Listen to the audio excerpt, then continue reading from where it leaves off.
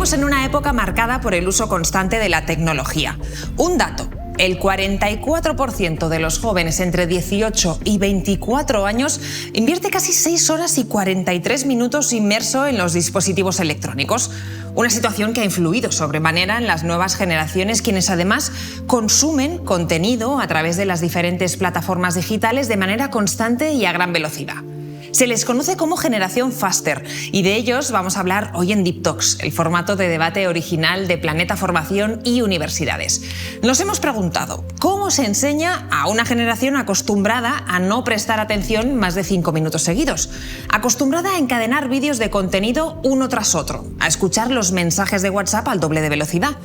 Captar la atención de estos jóvenes es uno de los principales retos para profesores e instituciones educativas, pero no el único. Para entender cómo el sector educativo afronta este nuevo paradigma ante la generación Faster, contamos hoy con profesionales docentes y expertos en transformación digital y psicología del comportamiento. ¿Cómo se retiene la atención cuando se trata, por ejemplo, de clases online? ¿Se están generando nuevas metodologías de estudio? ¿Está esta nueva generación desarrollando nuevas habilidades que afectarán a las profesiones futuras? ¿De qué manera?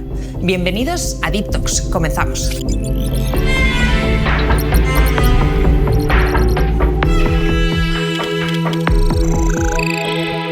Pasamos ya a presentar a nuestros expertos. Hoy tenemos aquí en nuestro plató de Deep Talks a Alexia de la Morena, doctora en neurociencia y directora del máster de Marketing y Gestión Comercial en EAE Business School.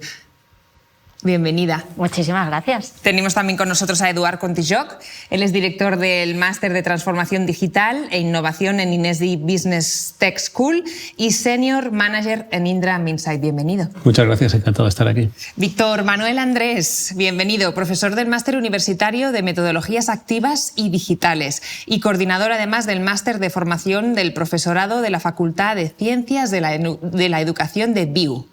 Bienvenido. Gracias. Y además tenemos también con nosotros a Raquel Pardeiro. Ella es psicóloga, especialista en terapia humanista existencial en el Centro Psicológico CEPSIM. Bienvenidos a todos. Gracias. Gracias por estar hoy aquí con nosotros. Para situarnos, yo creo que deberíamos empezar contando a la audiencia qué es eso de la generación Faster. ¿Quiénes son?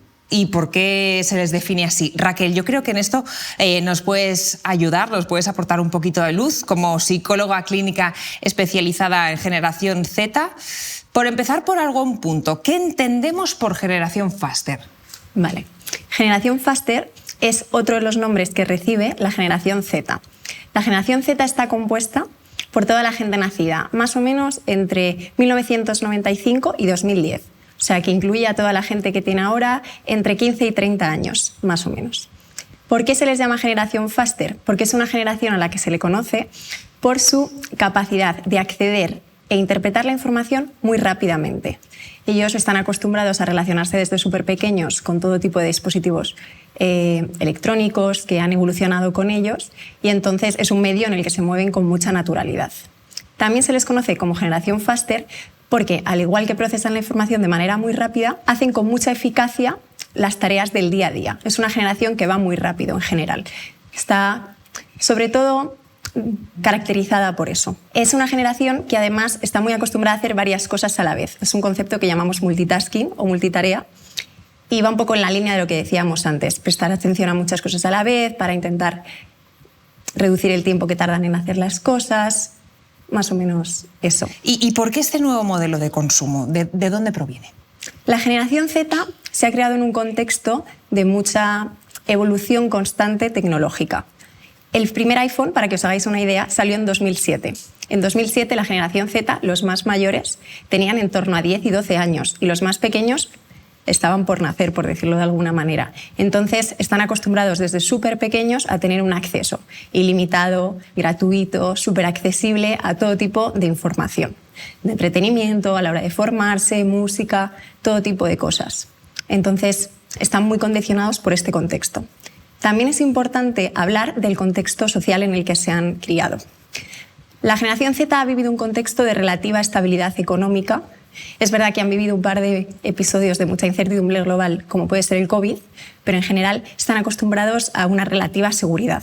Están, de hecho, considerados una generación sobreprotegida por sus familias. Es una generación que, como todas las generaciones, tiene sus retos, tiene sus desafíos, pero en general se la considera una de las generaciones más preparadas de la historia, tanto por el alto nivel educativo como por el manejo tecnológico del que estamos hablando. ¿Y este consumo frenético puede terminar afectando a su rendimiento académico? Por supuesto. Este consumo frenético de información tiene un montón de implicaciones a muchos niveles. A nivel de neurobiología, por ejemplo, hay un concepto que se llama neuroplasticidad, que hace referencia a cómo los estímulos a los que nos exponemos condicionan nuestro cerebro, tanto estructuralmente como en la forma en la que pensamos.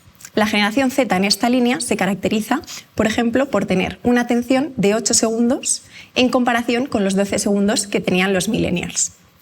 Todo el tema de la atención es un tema al que se le da mucha importancia en las aulas y los profesores están muy preocupados por este tipo de temas y consideraciones, pero es verdad que también se ha visto que la generación Z es capaz de mantener su atención durante largos periodos de tiempo si el tema le interesa.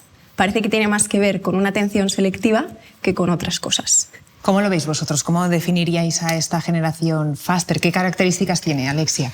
Bueno, pues las características, a colación un poco de lo que decía nuestra experta, es que se denomina que hay un 0,3 mayor de inteligencia, según se llama el efecto Flynn, es un cociente intelectual superior, y al final se trata de que, efectivamente, estábamos hablando un poquito del tema de la atención multitask. Realmente es un mito, es imposible. Lo que se hace es pasar de una atención selectiva de un punto a otro. Lo que sí que es necesario es ahondar y trabajar muchísimo en todo lo que tiene que ver con el análisis del pensamiento crítico analítico, que es ahí donde realmente es necesario trabajar con muchísimas metodologías para que realmente se vea esa información y se pueda aplicar, digamos, a conceptos, al trabajo del día a día, y no por la información que están recibiendo, que hoy día tenemos la gran suerte de que podemos ver muchas cosas.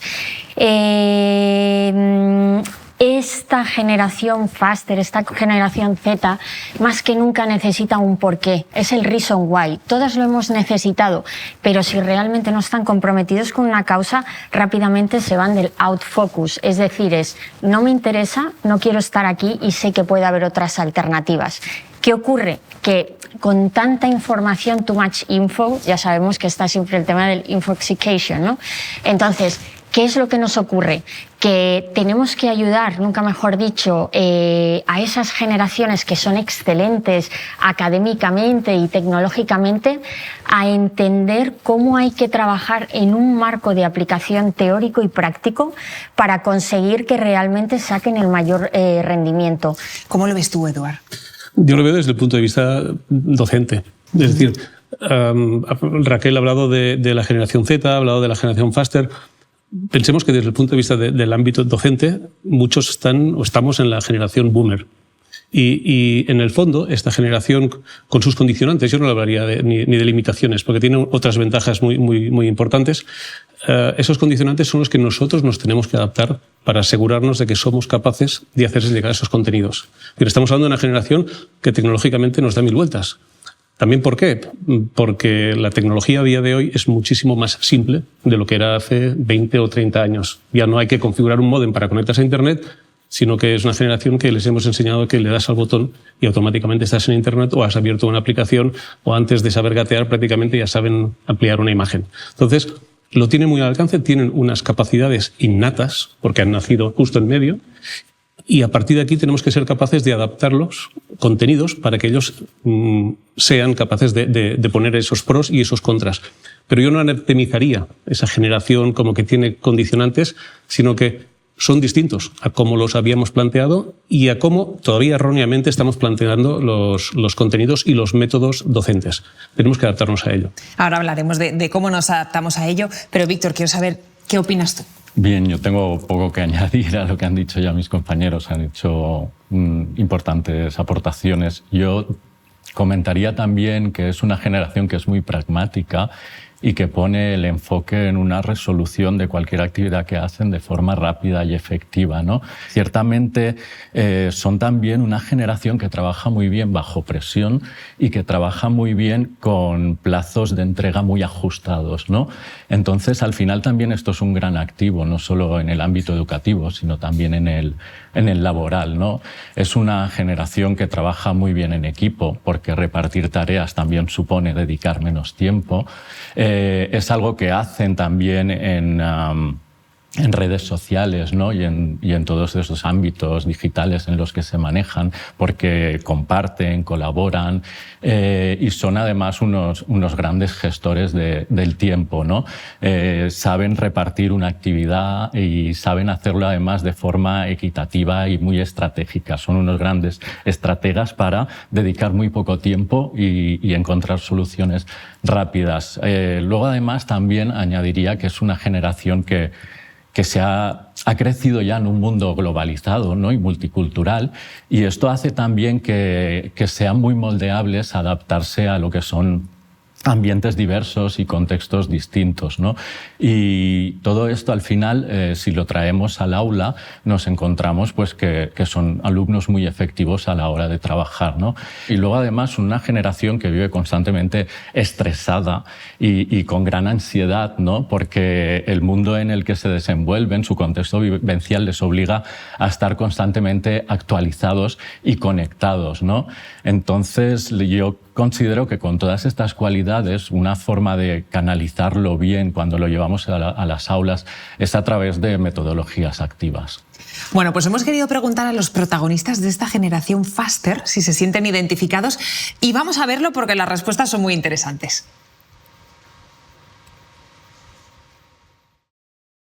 Sí, la verdad que me considero parte de la generación Faster principalmente porque todos los audios de WhatsApp me lo escucho por dos. Yo, por ejemplo, el TikTok, no voy a negar que sí es posible que me puedo tirar a veces 2 horas. Y yo que sé, por ejemplo, otras aplicaciones, yo que sé, Twitter, por ejemplo, si algo no te interesa, lo lees rápido y pasas al siguiente y es así. Sí, creo que sí que me considero parte de la generación Faster porque a veces sí que escucho, casi todos los audios los escuchan por 2. Los vídeos de TikTok también los escucho siempre súper rápido. Y es eso, un poco creo que no tengo mucha paciencia y que sí que consumo todo lo más rápido posible, la verdad. Me he criado más con eso de ir a la calle y jugar con los amigos, y como más desconectado y así como más progresivo esa adicción a los estímulos constantes. Pero la verdad que hoy en día sí que considero que me he transformado, por así decirlo, en generación Faster. Y sí me considero parte en los vídeos de TikTok, en los audios, porque siento que gano tiempo. Yo creo que me identifico con la generación Faster porque también paso muchas horas con TikTok, viendo mucho contenido y pasando mucho tiempo ahí y no mirando otras cosas más importantes. Yo creo que sí, en parte. Porque la verdad es que, por ejemplo, en TikTok, cuando estoy todo el rato viendo vídeos, necesito que sean súper cortos, si no los paso. Yo no puedo ver un vídeo de 10 minutos.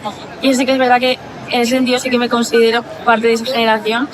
Pero, por ejemplo, en el WhatsApp, cuando mis amigas me mandan audios, no me importa escucharlo porque sé que son importantes. Entonces ahí gasto el tiempo necesario y lo hago tranquila. Sí me considero parte de la generación Faster. Por ejemplo, cuando veo TikTok, básicamente pongo el vídeo en por 2 porque si dura 5 minutos el vídeo no puedo esperar a que pasen los 5 minutos de vídeo y nada, no tengo paciencia. Bueno, creo que la palabra que más se ha repetido es rápido. Y no puedo ver un vídeo de más de 10 minutos, tengo que escucharlo todo en por 2. ¿Qué os ha parecido? Ha habido 2 cosas que me han llamado la atención. Aparte de rápido, ha habido una palabra que ha aparecido varias veces, que es paciencia. Y luego ha habido una chica que también ha hecho un comentario y decía, en cambio, cuando recibo un mensaje de mis amigas, ahí sí que presto atención. Con lo cual yo creo que realmente no es un problema de la capacidad que tiene de prestar atención, sino de la paciencia o el tiempo que le dedican. Antes Alexia ha comentado la estadística de que no somos capaces de prestar más atención a 3 cosas a la vez. Esto es así ahora y lo ha sido siempre. También hay una estadística que dice que cuando alguien empieza a hablar, tardan 30 segundos de media la audiencia en decidir si le interesa o no le interesa. Pero esto es así ahora y ha sido siempre. La cuestión es que creo que en el pasado, las generaciones anteriores, teníamos más paciencia y nos tragábamos rollos en clase. ¿Por qué? Porque había que aguantar hasta el final y le sacabas el provecho. A día de hoy lo que no tienes es paciencia. Pero la capacidad de retención y de prestar atención, si el tema les capta la atención, realmente está. La tienen e igual. La cuestión es que tenemos que cambiar cómo les planteamos contenidos para que capten la atención, para que tengan paciencia y para que le dediquen el tiempo. Pero no es que no puedan, es que no quieren. Más un tema de interés, ¿no? De Sí. que algo realmente les interese. Y de exigencia incluso. ¿Cómo lo podemos conseguir, Víctor? ¿Tú qué opinas? Bien, yo lo que he visto en el vídeo es que realmente tienen unas capacidades innatas para las tecnologías, ¿no? En todo momento están hablando de lo que hacen en WhatsApp, de lo que hacen cuando ven Hay vídeos, momentos que no sé ni qué están diciendo, imagínate. No vemos que comenten nada en cuanto al entorno educativo u otro tipo de cosas, ¿no? Siempre en el mundo del entretenimiento es donde ellos consideran que sí, que se acercan a este tipo de generación, ¿no? Y luego además lo que se observa en el vídeo es esa necesidad de soluciones rápidas, en las que no tengan que invertir nada de tiempo o por lo menos que sea el mínimo posible, ¿no? Y esto al final, esta cultura de la inmediatez en la que están constantemente, ¿no? Lo que hace es que ha moldeado ya su comportamiento y ha moldeado ya también sus expectativas en todo lo que van a hacer en un futuro. Entonces, desde este punto de vista, a veces es complicado conseguir que no vayan tan rápido con todo, ¿no? Y además también esto impacta en ese modo en el que aprenden, ¿no? Y al final tenemos que pensar que es una generación que desde siempre ha tenido toda la información a golpe de clic y entonces valoran muchísimo el tiempo y valoran muchísimo la efectividad, ¿no? Y es aquí donde tenemos que buscar en educación el equilibrio, ¿no? Entre esa información que ellos consiguen de forma rápida y que es verdad que es efectiva, pero también tenemos que empezar a hacerles entender que hay que profundizar también en una serie de conceptos que también son importantes, ¿no?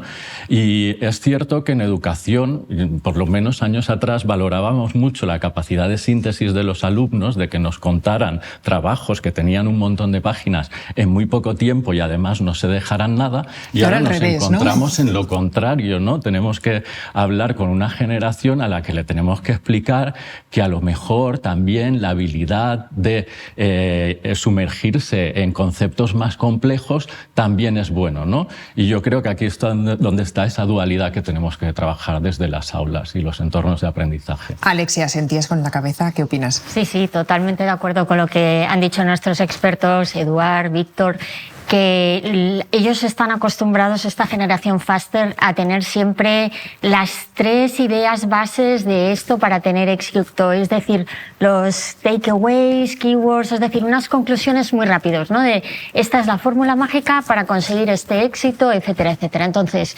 sí que nos damos cuenta que lo que hay que trabajar en todo momento es contenidos extremadamente concisos, de gran calidad, que se llaman los microlearning, con un vídeo, interactivo, siempre cuestionando esa reflexión, pero lo más interesante es que es el efecto wow. Tú no le puedes dar a una generación Faster justamente cosas que a lo mejor ya han visto en algún momento. ¿Por qué digo esto? Porque si ya lo han visto antes en Internet, si ya lo conocen, lógicamente pierden la atención. Hay que aportar contenidos que realmente son nuevos, que realmente a ellos les genera un beneficio para realmente que ellos puedan seguir aprendiendo en sus altas capacidades. Raquel, quería aprovechar para preguntarte, ¿y la capacidad de reflexión dónde queda aquí? La capacidad de reflexión es muy importante que sea algo a intentar conseguir potenciar en las aulas. Un poco cogiendo lo que decía Víctor, ¿no? Es una generación, también rescatando lo que decía Eduard, que no tiene por qué considerarse que tienen dificultades concretas, ¿no? Sino que son características que hay que aprender a relacionarse con ellas y que potenciar.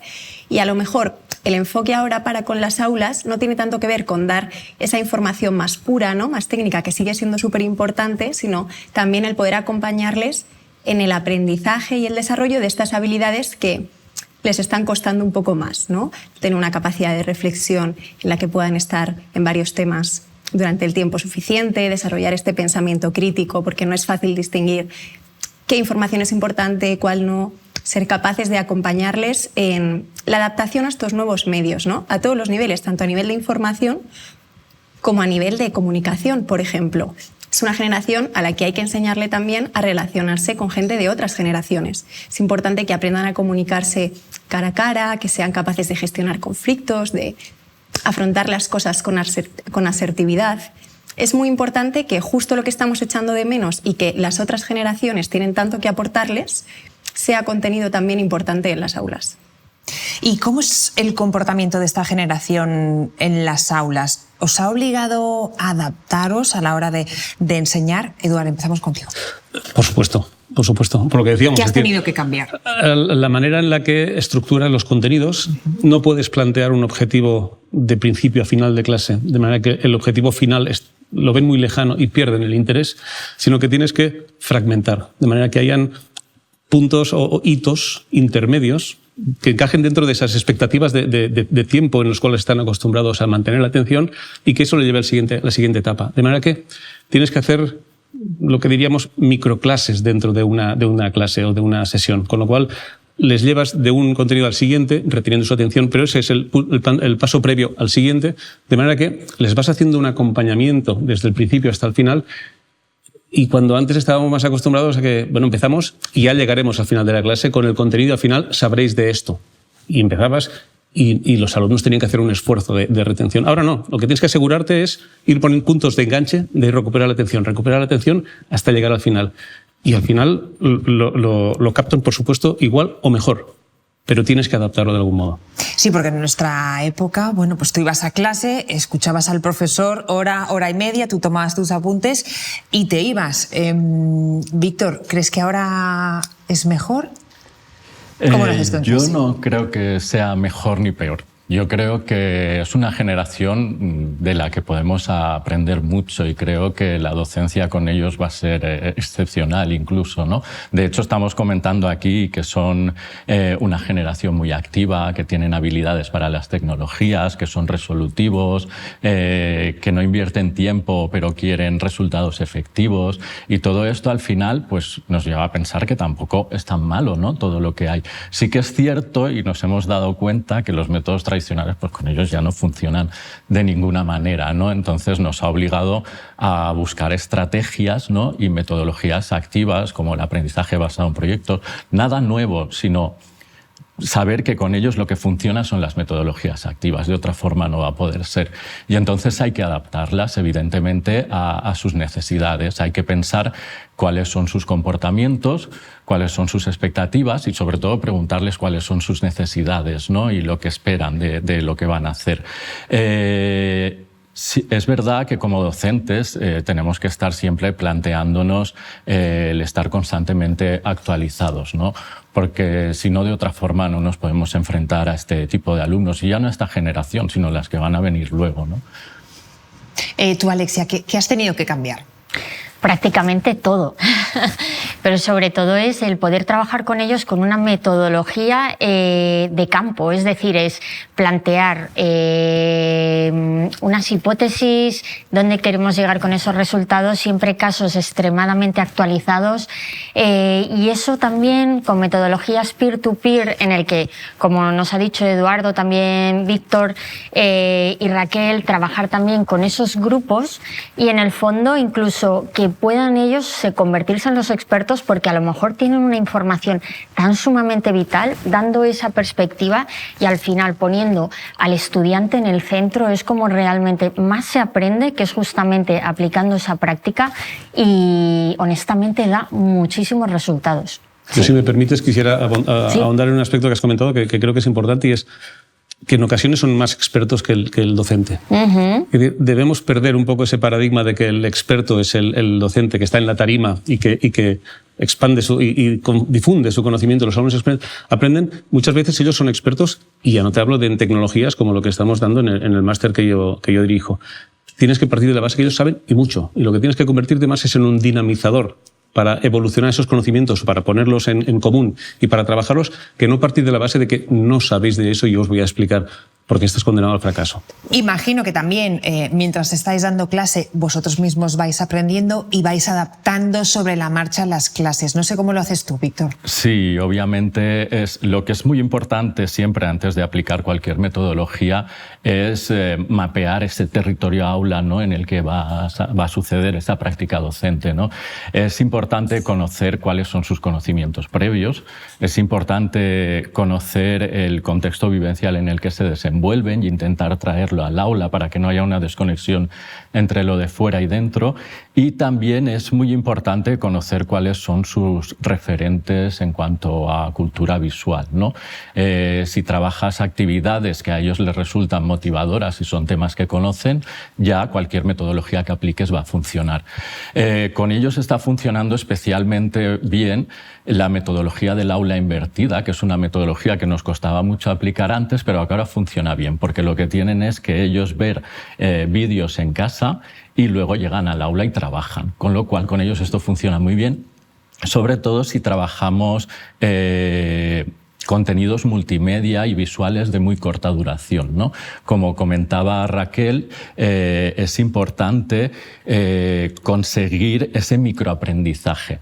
Pero además del que ellos reciban un feedback automático y además que sea constructivo. Es decir, he hecho esto, que ha durado muy poco, pero además he recibido ya un resultado, con lo cual quiero continuar. Y a partir de esta premisa, cualquier metodología que apliques, no hace falta buscar metodologías nuevas, funcionan. Funciona el aprendizaje basado en proyectos, funciona la colaboración incluso con alumnos que no conocen en ámbitos virtuales y realmente lo que hay que tener en cuenta es que estamos hablando de alumnos que tienen una capacidad muy mermada de atención, ¿no? Y a partir de ahí es donde tenemos que trabajar.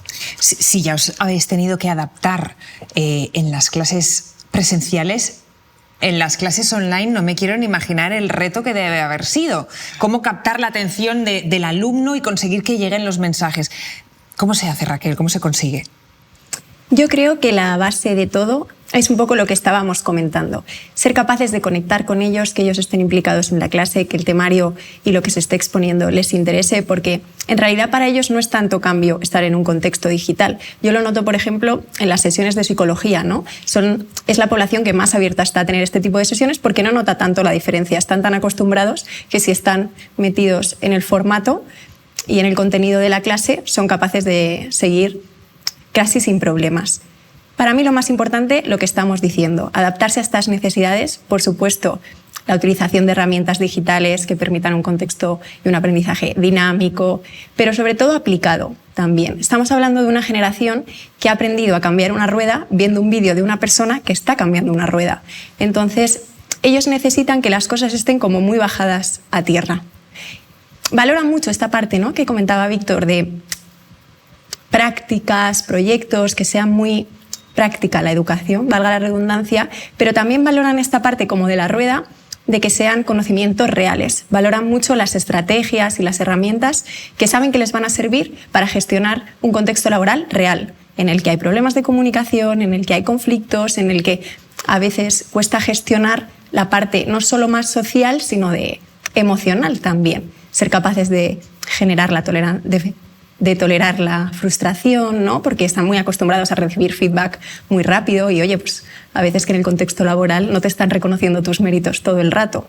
Es súper importante para mí que la educación también se centre en esto, porque se ha visto que durante los primeros 6 meses en la vida laboral de esta generación hay mucha rotación, como si no terminaran de estar muy a gusto, y puede ser que uno de los motivos por los que les cuesta tanto es porque no están tan acostumbrados a gestionar este tipo de situaciones más reales. Hablamos de generación faster. ¿Podríamos también usar el término speed education? Sí, por supuesto que podemos hablar de speed education, que al fin y al cabo es trabajar a gran velocidad contenidos, teniendo en cuenta cuáles son las motivaciones de estos alumnos, ¿no? Y sí, obviamente podemos trabajar con ellos este tipo de educación, y además no es que podemos, es que debemos hacerlo, ¿no? Ciertamente a mí me gustaría añadir en cuanto a los entornos virtuales de aprendizaje que es mucho más difícil que les lleve el mensaje. Estamos delante de una pantalla, no sabemos lo que están haciendo al otro lado. Claro, uno puede estar con el teléfono móvil, de captar el otro... su atención tenemos que mantenerla, obviamente, porque no sabemos qué está pasando al otro lado y encima sabemos que tienen una capacidad mermada de atención, ¿no? con lo cual es todo mucho más complicado y hacer que les llegue el mensaje es mucho más difícil. Entonces aquí es donde ese concepto de Speed Education entra, es decir, vamos a ser rápidos, vamos a trabajar el microaprendizaje, vamos a trabajar con píldoras de muy poca duración y además les vamos a dar feedback constante para mantener su atención, ¿no? A ellos lo que les gusta es recibir resultados, ¿sabes? Esto es como el Candy Crush, juego, hago 2 movimientos, recibo resultados, premios y me dicen que soy fabuloso, ¿no? Y al final esto es un poco lo que les gusta, ¿no? Y si lo traemos a las aulas, pues probablemente vayamos a conseguir que a ellos les resulte esa experiencia de aprendizaje mucho más atractiva. Tú, Eduard, ¿cómo crees que podemos conectar mejor con ellos? Siguiendo en línea con lo que comentaba Víctor, un poco sería la gamificación de las aulas. Sí que notas, sobre todo en los casos de aulas online, en que digamos, te sientes solo de buenas a primeras. A la que empiezas a hacer contenidos interesantes, contenidos rápidos, contenidos atractivos, es cuando empiezas a ver síntomas de que están prestando atención. Levantan la mano virtualmente, algunos conectan la cámara. O sea, entonces tú lo notas. Sí, lo notas. Si llega al final y has tenido la misma sensación del principio al final, es que no lo has hecho bien, porque no has conseguido captar su atención. Si lo haces, te van a dar síntomas. Eso está claro. Y respecto a la Speed Education, yo más que Speed hablaría de Agile. Yo creo que es más una cuestión más que de velocidad, una cuestión de que ser ágil, que podamos meter muchos contenidos, pero con ciclos, como la metodología ágil, con ciclos cortos en que vamos dando resultados y sobre eso vamos construyendo. Y con eso vamos recuperando en todo momento la atención de los alumnos. ¿Qué opinas tú, Alexia? Totalmente de acuerdo con nuestros queridos expertos y como decía Charles Darwin decía siempre, no es el más inteligente sino la especie más evolucionada. Justamente ese Agile Education o Speed Education en el fondo tiene que tener 3 claves y la primera clave es contenido totalmente microlearning, que no sea más ni de 5 a 10 minutos de una unidad didáctica, de un vídeo siempre que pueda complementar, contenidos siempre personalizados y si es posible traer a los expertos también de turno, que alguien te pueda decir, oye, tengo una historia de fracaso, nuestra empresa tuvo esto y luego tuvimos que hacer esta estrategia para poder tener éxito y eso también se hace mucho en el modelo online y en el fondo es cómo realmente el que ellos se vean muchísimo mejor formados. Y eso es la diferencia entre una excepcional entidad y otra que no lo es. Esta generación Faster, van a ser los futuros profesionales, en unos años van a estar incorporados al mercado laboral y hemos querido conocer la opinión también de Valentino Megale. Él es docente de Digital Technologies, eHealth and Business Management de la ROM Business School y ha compartido con nosotros algunos de los retos que plantea, por ejemplo, la transformación digital en el sector, por ejemplo, el de la salud. Vamos a ver lo que nos cuenta. Hello everyone and welcome. Thanks again for inviting me today to contribute to this new episode of Deep Talks. Let me introduce briefly. My name is Valentino Megale. I am a professor of the faculty at the Rome Business School. My focus at the Rome Business School is exploring with the students the value, the impact, and the applications of digital technologies in business. I like to start with the challenges related to the e-health sector. Because when it comes to the digitization of the healthcare system, digital technologies represents a great opportunity in terms of increase in accessibility, efficiency, and delocalization of care, so that quality care interventions can be provided wherever patients are. But at the same time, this sector is facing several challenges. I like to cite 2 of them. First of all, data security, cybersecurity issues, and second, the health workforce that is still missing several digital literacy skills that are relevant to a responsible use of new technologies in healthcare. Educational institutions have the responsibility to fill those gaps by shaping the next generation of health professionals, by providing curricula that are able, first of all, to provide interdisciplinary knowledge, combining technology, healthcare, and data science. A third point would be also supporting and facilitating connections with industry partners, with hospitals, with companies such as pharma, medtech companies. So how Gen Z can actually help us tackle these challenges? Well, Gen Z are they represent the future of the workforce. They are growing in percentage in the job market.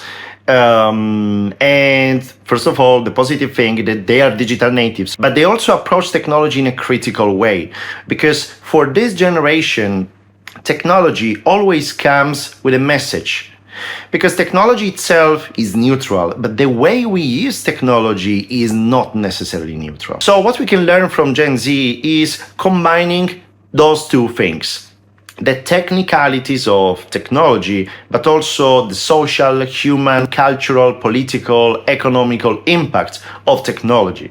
Because the next generation of leaders that we want to shape should be able not only to use technologies, but also anticipate potential challenges and potential threats that can come from their usage. Technology today is changing at a super fast pace, and it's putting under pressure all of the generations. This situation is constantly impacting the job market, and it's constantly rewriting and rethinking what is the skill set that is relevant to stay competitive in the job market today. So in this world, the biggest question is how you can stay competitive. Educators have the responsibility today to train students and professionals not only to generate quality answers, but to ask the relevant questions. So as educators, we should provide the skill set, especially analytical thinking and also methodological, we can say, creative thinking, to approach complex problems from different angles, question these situations, and then think about the potential solution to deploy. Gen Z, they really value the importance of the quality of the experience. Valentino Megale nos decía en el vídeo cómo la tecnología no es ni positiva ni negativa, que es neutral, que solo depende del uso que le demos. ¿Qué opináis? Completamente de acuerdo. Realmente la tecnología siempre ha sido aplicable para bien o para mal en todos los ámbitos, incluso en el ámbito militar. Pero la responsabilidad nuestra y de las generaciones que estamos formando es la de ser capaces de darle un color. Y un color evidentemente positivo en el sentido de que sean de aplicabilidad social. También decía Raquel que de la generación Faster debemos aprender, bueno, pues no solo el manejo de las nuevas tecnologías, sino la aplicabilidad en causas más sociales. ¿Qué te parece a ti?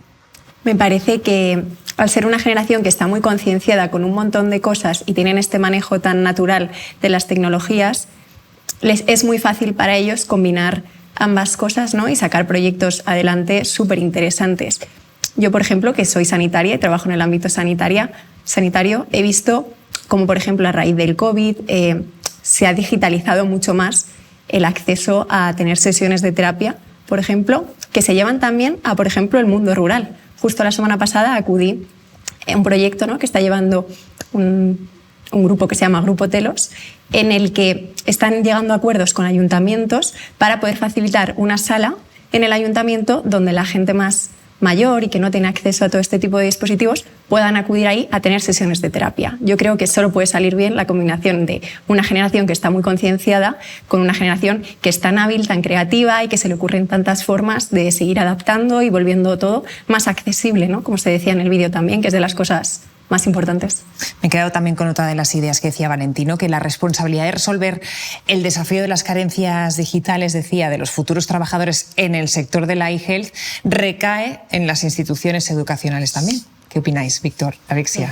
Bueno, pues yo creo que hay dos desafíos claros con la generación Faster. Uno es, sobre todo, el pensamiento crítico analítico, cómo llegar siempre a excelente información para tomar decisiones como un alto líder ejecutivo. Y la otra, sin lugar a dudas, es poder trabajar en la cooperación. Y esto se ve mucho, ¿no? Antes, curiosamente, nuestro compañero Eduard hacía una mención de es que para resolverlo, si no WhatsApp, y eso también se puede malinterpretar, ¿no? Pero lo que sí que nos damos cuenta es que esas altas capacidades de me puedo llegar a autoformarme solo y ver esa experiencia hace que muchas veces no sepa cooperar con esa inteligencia emocional.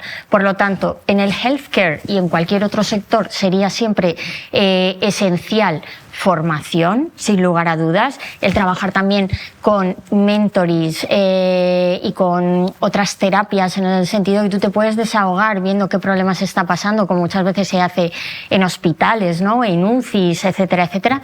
Pero lo que nos damos cuenta es que la cooperación es vital. ¿Y cómo se trabaja esto? Con la inteligencia emocional. Hay un estudio de 1986 de la Universidad de Harvard que lo que dice es: qué curioso que las personas que en una universidad o en una escuela de negocios tenían una nota académica de 6-7 se convierten en los altas directivos, y justamente los que tienen la excepcional capacidad de un 10 trabajan para ellos. Y al final lo que decían que es que esas personas tenían mucha más inteligencia emocional y sabían que a lo mejor no eran el número uno en esas cosas y lo que hacía era rodearse de las personas número uno. Pues, Karina, si me permites una reflexión sobre un comentario que ha hecho Raquel que me ha parecido muy interesante, y es que estas nuevas generaciones están muy concienciadas. Y eso es cierto. Realmente, si a día de hoy la mayor parte de empresas y corporaciones están apostando por la sostenibilidad, están apostando por la eficiencia energética, están apostando por la ecología, por la huella de carbono, no nos engañemos, no es ni por altruismo ni es porque las instituciones o las administraciones les estén presionando. Es porque son conscientes de que los nuevos consumidores van a ser exigentes y van a esperar que los servicios y los productos que los ofrezcan sean sostenibles, sean con bajo impacto energético, con una baja huella de carbono, y si no se van a ir a la competencia y hay que reaccionar. Estamos llegando ya al final de este capítulo de Deep Talks. Hay muchos temas sobre la mesa, podríamos estar todo el día debatiendo estas ideas que nos habéis aportado, pero a nosotros siempre nos gusta terminar, bueno, pues con un titular a modo de resumen que nos ayude a recapitular todo lo que hemos hablado hoy aquí. Raquel, vamos a empezar contigo. Yo como titular me quedaría con que el reto para con la generación Z no tiene tanto que ver, yo creo, con su incapacidad de prestar atención, sino con la dificultad de seguirles el ritmo y de adaptarse a sus necesidades y ser capaces de acompañarles en estos desafíos que afrontan muchas veces emocionales a la hora de poder asegurarles un éxito en el entorno laboral y en su incorporación a todo este tipo de contextos. Eduard, ¿cuál es el tuyo? Esta generación Faster, el futuro es suyo, es evidente, queramos o no queramos. El reto no lo tienen ellos, el reto lo tenemos nosotros, de ser capaces de ayudarles a tomarlo. ¿Qué nos dices tú, Víctor? Yo diría que docentes Faster para una generación Faster. Es una necesidad esencial el que nos habituemos a trabajar con este tipo de generaciones y nos adaptemos a sus comportamientos y necesidades. ¿Y tú, Alexia?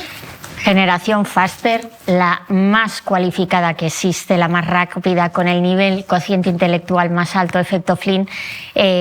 Lo más importante es focalizarse, que se puedan focalizar, porque necesitamos empresas nuevas, paradigmas nuevos. Pues muchísimas gracias a todos por vuestras aportaciones y por habernos acompañado hoy aquí. Nos quedamos con esa idea de la necesidad real de ser ágiles a la hora de adaptarse a los nuevos códigos y demandas de una generación, la generación Faster, que, como hemos visto, va al doble de velocidad de lo que hasta ahora estábamos acostumbrados. Captar su atención y, sobre todo, saber cómo motivarles e inspirarles de cara al futuro serán claves para crear nuevas formas de educar y comunicar. Como siempre, gracias por habernos acompañado en Deep Talks. Os esperamos en el siguiente episodio.